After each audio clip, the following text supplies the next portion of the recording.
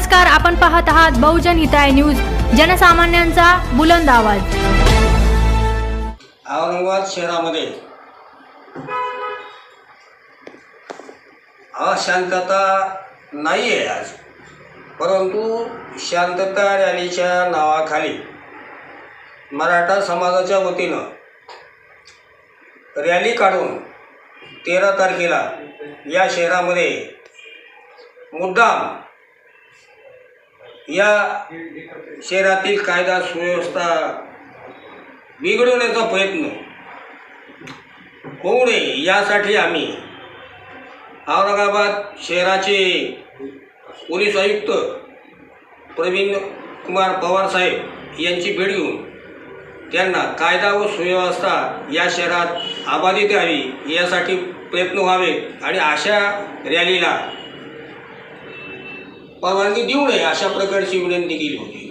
परंतु आज आम्ही ओबीसी कार्यकर्त्यांची बैठक घेऊन या शहरातील ओबीसी समाजाला आवाहन केलेलं आहे की 13 तारखेला निघणाऱ्या मराठा समाजाच्या रॅलीला आमचा विरोध नाही, परंतु या रॅलीमध्ये ओबीसी समाजाच्या कार्यकर्त्यांनी शांतता ठेवावी असं आवाहन आम्ही ओबीसी समाजाच्या सर्व कार्यकर्त्यांना केलेलं आहे। पण छत्रपती संभाजीनगरची लाईफलाईन समजला जाणारा जालना रोड संपूर्ण 9 तास सर्वसामान्य नागरिकांसाठी बंद करण्यात येणार आहे। याबाबत काय वाटतं, हे योग्य आहे का? ही बाब ही शहराचे जे प्रमुख आहेत, पोलीस आयुक्त, जिल्ह्याचे पोलीस अधीक्षक आणि जिल्हाधिकारी, विभागीय आयुक्त हे प्रशासकीय प्रमुख अधिकारी आहेत आणि त्यावर त्याचा निर्णय त्यांनी करायचा आहे की या शहराची शांतता कशी राहील ती। आपण ओबीसीचे अभ्यासक आहात, ओबीसीची लढाई लढत आहात, एक नेतृत्व करत आहात। मराठा समाजाची खास करून जरांगींची जी मागणी आहे, रोज एक नवीन मागणी समोर येते। आज सगळ्या सोयऱ्यांची मागणी घेऊन समोर आलेली आहे, हे कितपत योग्य आहे? याचा ओबीसी समाजाला काय दुष्परिणाम होऊ शकतो, त्यांचा काय तोटा आहे? आम्ही भारतीय संविधानाला मानणारे लोक आहोत आणि या न्यायपालिकेचे जे काही न्यायनिवाडे आहेत त्याच्याशी आम्ही बांधील आहोत। मराठा समाजाने आतापर्यंत 4 वेळा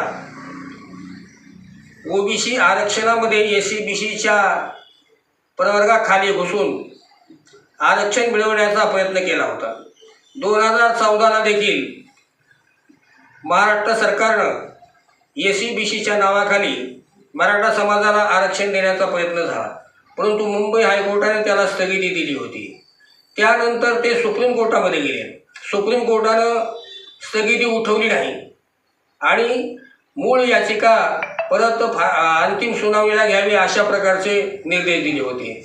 त्यामुळे त्यानंतर फडणवीस सरकारने 2018ला पुन्हा नवीन गायकवाड आयोगाच्या अहवालानुसार आरक्षण देण्याचा प्रयत्न केला, त्यासही आम्ही आव्हान दिलं होतं आणि त्या ऑर्डिनन्समध्ये काही गडबडी करून ते आरक्षण टिकवण्याचा प्रयत्न महाराष्ट्र शासनाने केला, परंतु त्याविरुद्ध आम्ही सुप्रीम कोर्टात गेलो।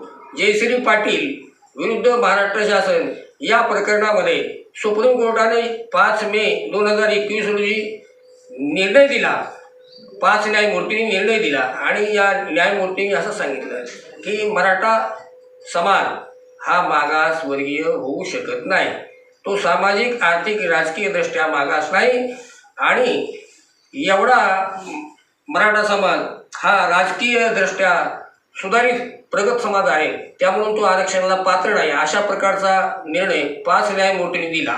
हा निर्णय होऊन देखील त्यांना हे समजत नाही की 1 जून 2004चा मराठा कुणबी मराठा हा GR त्या प्रकरणामध्ये ऑटोमॅटिक सुप्रीम कोर्टाने रद्दबातल केलेला आहे आणि आता नवीन त्यांच्या एक डोक्यामध्ये युक्ती आली की बाबा आता आपण काय, आता मराठा कुणबी मराठा SC-BC हे तर टिकत नाही, म्हणून त्यांनी कुणबी, आम्ही कुणबी आहोत आणि आम्हाला कुणबीचे दाखले मिळाले पाहिजे या मुद्द्यावरती त्यांचं लक्ष केंद्रित केलं. कुणबी आले की मग ते मंडल कमिशनमध्ये आम्हाला जाता येतं अशा प्रकारची धारणा त्यांची झाली असावी आणि म्हणून ते ओबीसीच्या प्रवर्गात कुणबीचे खोटे दाखले घेऊन घोषण्याचा प्रयत्न करतायत. संपूर्ण महाराष्ट्रामध्ये ओबीसी आणि मराठा समाज गुण्यागोविंदाने नांदत होते.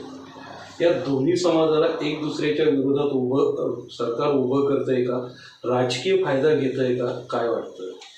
नाही, ही आजची परिस्थिती जी निर्माण झाली ओबीसी आणि मराठा या दोन समाजामध्ये जी तेढ निर्माण झाली आहे, हे तेढ निर्माण करण्याचं काम या महाराष्ट्र राज्याचे मुख्यमंत्री एकनाथ शिंदे, या महाराष्ट्र राज्याचे उपमुख्यमंत्री देवेंद्र फडणवीस आणि या महाराष्ट्राचे जे शुक्राचार्य आहेत मेन ते शरदचंद्रजी पवार, या तिघांची ही खेळी आहे. यांनीच मनोज जरांगेंना पुढं करून ओबीसी आणि मराठा असा हा जो जातीय तेढ निर्माण करण्याचा जो प्रयत्न केला आहे तो प्रयत्न चुकीच्या मार्गाने चाललेला आहे. मराठा समाजाचे जे काही सुज्ञ तज्ज्ञ व्यक्ती आहेत त्या व्यक्ती या विषयावर काहीही बोलायला तयार नाही. म्हणजे इनडायरेक्टली मनोज जरांगेच्या म्हणण्याला हे समर्थन देत आहेत आणि मनोज जरांगे वाटेल ते बोलत आहेत. आमच्या ओबीसी नेत्यांना अपमानित करतायत. त्यांचा एकही शब्द आमच्या ओबीसीचे नेते भुजबळ साहेब यांचं नाव घेतल्याशिवाय राहत नाही आणि ते रोजच काहीतरी नवीन बाईक देऊन समाजामध्ये बडकाबडकी करायचं आणि जातीय तेढ निर्माण करण्याचं काम करतायत ते. सर, शेवटचा प्रश्न. आपण ओबीसीचे नेतृत्व करत आहात, ओबीसीसाठी सुप्रीम कोर्टापर्यंत लढला आहात. मराठा आरक्षणाच्या आपण विरोधात आहात का? आम्ही मराठा आरक्षणाच्या विरोधात नाही, परंतु मराठा समाजाला जे आरक्षण आहे त्यांना खुल्या प्रवर्गामधून ऑलरेडी 10% आरक्षण महाराष्ट्र शासनाने दिलेलं आहे आणि ते ओबीसीचं आरक्षण देखील त्याच निकषावरती आहे. 8 लाखाची उत्पन्नाची मर्यादा नॉन क्रिमिलियर जे आहे लावलेलं ओबीसीचं, ओबीसी समाजाला नॉन क्रिमिलियर आहे. 8 लाखाच्या वरच्या लोकांना आरक्षण मिळत नाही आहे. EWSचं आरक्षण ते घेत आहेत, परत ते खुल्या प्रवर्गामध्ये बी आरक्षण घेत आहेत आणि परत आता कुणबीच्या नावाने देखील आरक्षण, म्हणजे 3 ठिकाणी मराठा समाजाचे लोक आरक्षण घेत आहेत. आपल्याला वाटल्यास या ठिकाणी जर ह्याची सत्यता पाहिजे असेल तर मेडिकल इंजिनिअरिंगचे ॲडमिशनचे प्रवेश बघा तुम्ही कसे झालेले आहेत. ते EWSमध्ये आहेत, कुणबी म्हणून बी आहेत आणि खुल्या प्रवर्गात बी आहेत. म्हणजे अशा प्रकारचं आरक्षण नसतं. मराठा समाज हा सामाजिक दृष्ट्या मागास नाही.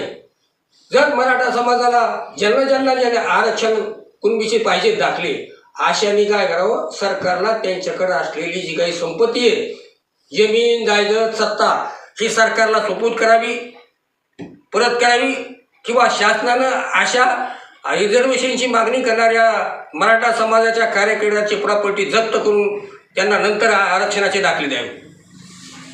धन्यवाद. आपलं नाव? ॲडव्होकेट महादेव आंधळे.